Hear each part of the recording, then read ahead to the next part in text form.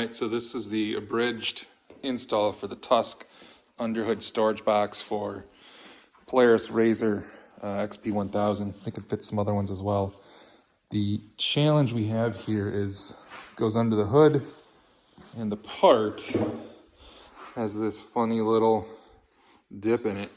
So, a couple issues. First of all, depending on how yours is set up, you're not going to be able to get that down in there, as all those wires are in the way. The other issue is this wiring loom comes up and over that bracket, and of course that is not going to fit either.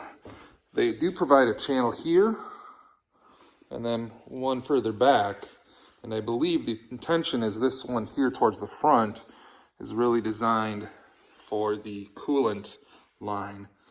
So the best way to handle it is just take out the two Torx 40 bolts up front, and then the bolts back here. I think that was a 10 millimeter. Probably have to pop these little Christmas tree rivets out. As you can see there, and there. And then once you do that, these will spin, and you can kind of just tuck everything underneath.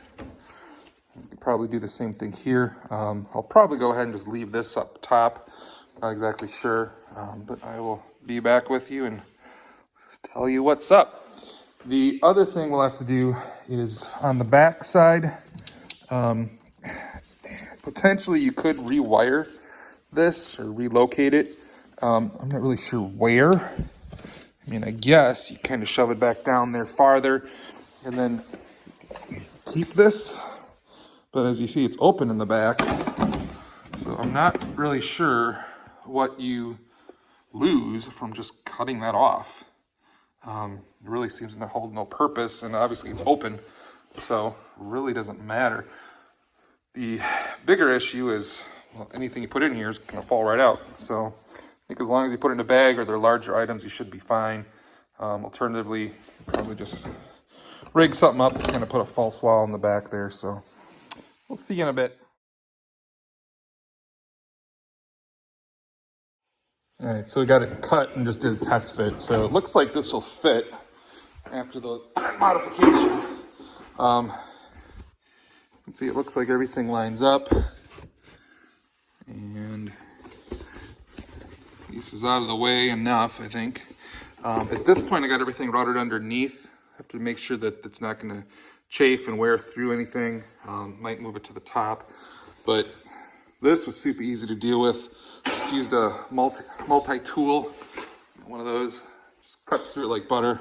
Not a big deal. Probably just sand it down first as well. But looks like this will work out. So here's what we ended up going with.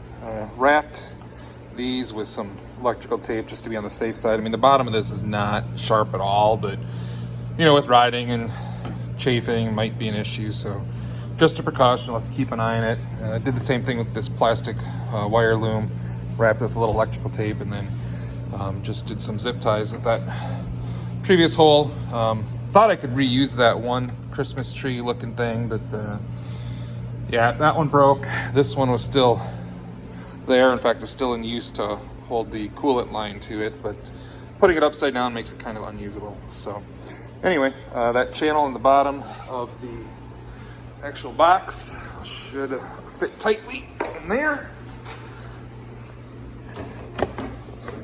See here, that channel there. So I have to pull that back. Pull that back here. Go through here, out the other side, and then it's just a matter of bolting it up. I got everything pretty much put together. Leave these loose up front. You want to kind of line them up at least though, so that swivels to make it in the back. If you stick a screwdriver or something through here, you can help line up the hole to get the first one in. It's just a matter of buttoning it down. Looks like that'll work just fine. So what can you get in here? Well, let's have a look. I decided to put all my towing lake equipment, tow strap, the snatch block and clevis, jumper cables, emergency flashers, tree saver. Everything all up here, nice and tidy. Nothing should fall out. Got everything in bags. Takes a little more space, but keeps everything together and from falling apart, and keeps it dry. Bit of a pain, but not too bad. Call it a winner. Also, I'll be doing a post-install, I guess, tips and tricks video for the Denali professional snowplow and mount, the Viper winch, the lock and ride with, I don't remember what these are. I think they're Tusk from Rocky Mountain. Also the lower doors, which I think were Kemimoto. Actually, those are Kemimoto. Mirrors, the Kemimoto bag, mirror, roof, those are all, yeah, this is Kemimoto. That was just an off-brand mirror. And license plate install. Just a few little tips and tricks in an upcoming vid.